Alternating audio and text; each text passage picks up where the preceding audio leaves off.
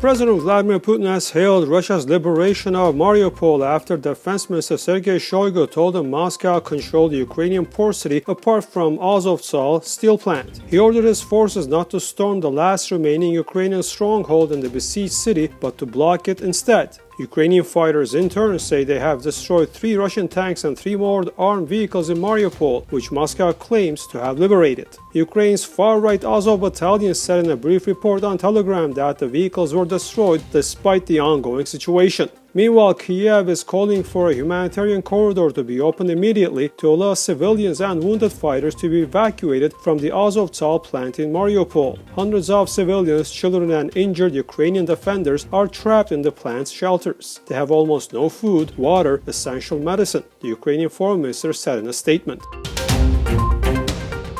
2 civilians have been killed and 8 have been wounded, including 1 child, in the southeastern Ukrainian region of Donetsk, the Ukrainian Interior Ministry has said. Russian forces shelled 8 towns throughout Donetsk amid Moscow's renewed offensive, the ministry wrote on Telegram. It added that Russians used cruise missiles, Grad, multiple launcher systems, and heavy artillery as well as tanks. Household goods maker Procter & Gamble Co. said in securities filing on Wednesday that it may not be able to stay in business in Russia, citing the war's impact on its customers, suppliers and distributors as a factor in its decision. P&G has roughly 2,500 employees in Russia, with business in the country representing 2% of its net sales and global profit. The company also said its 2 factories in Ukraine could be destroyed. There are roughly 500 P&G employees in Ukraine.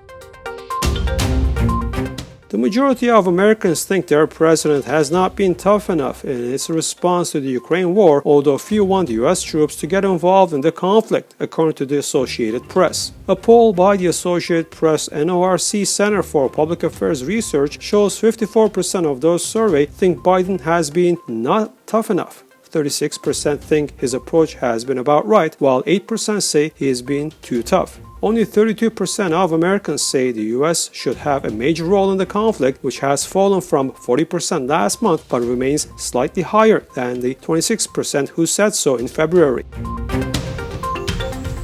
The Azerbaijani media published photos of the new road for Armenians under construction to bypass the Lachin corridor. On the road, which runs through difficult terrain, the construction of ring pipes and various artificial structure for water drainage is also underway. In this regard, the construction of a 4-lane bridge, 139.5 meters long, built on the 22nd kilometer of the road, is currently at the final phase. The construction of the new road was provided for in paragraph 6 of the tripartite statement dated November 9, 2020, signed by the Azerbaijani, Russian, and Armenian leaders.